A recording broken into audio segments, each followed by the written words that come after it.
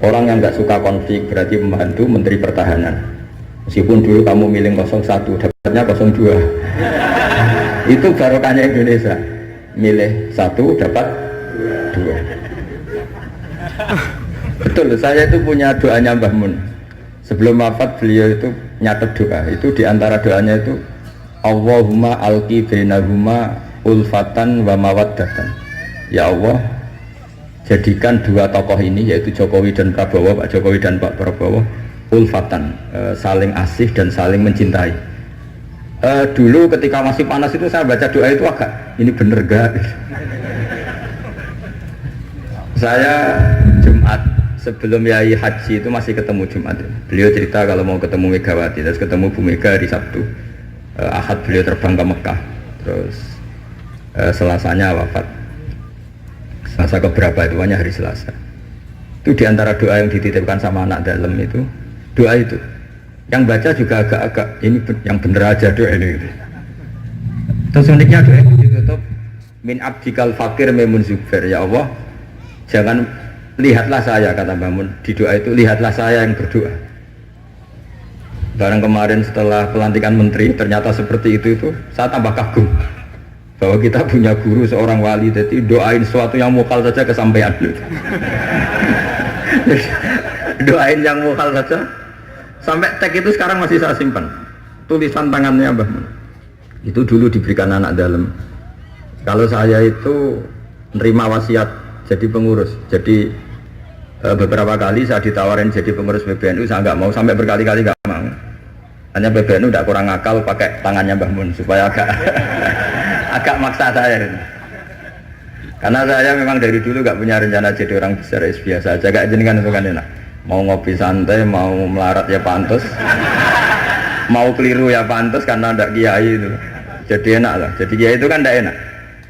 Nak ramangan jual lesu tapi nak keliru disalahkan orang akeh. Nah sampai nak salah dimaklumi. Jadi enak. Pokoknya masyarakat awam itu enak. Terus jadi kiai ruginya gini, misalnya saya orang alim alama, ada pengumuman Gus Pak masuk surga. Nanti pengumuman kedua itu mengecewakan dan para penggemarnya. Memang aturannya. jadi rugi sebetulnya. Karena memang aturannya gitu. Para wali, para orang alim ini kan dapat masuk surga. Tapi pengumuman kedua itu dan itu nggak ada syaratnya. Pas para penggemar itu nggak ada syarat. Siapa saja bisa. Makanya terus banyak orang jalan pintas, nggak mau alim sendiri ya, penggemar Gus Pak aja. Itu sebetulnya oportunis, itu orang nakalan lah kira-kira gitu. Terus akhirnya saya ditimbali beliau, kata beliau menyuruh saya supaya mau jadi di antara jajaran Suriah. Yang unik dari wasiat beliau itu bukan masalah Suriahnya. Kata beliau, Indonesia itu harus kamu jaga, bila perlu nanti di lembaga dakwah NU itu melibatkan orang macam-macam, dari partai macam-macam, termasuk partai PDI.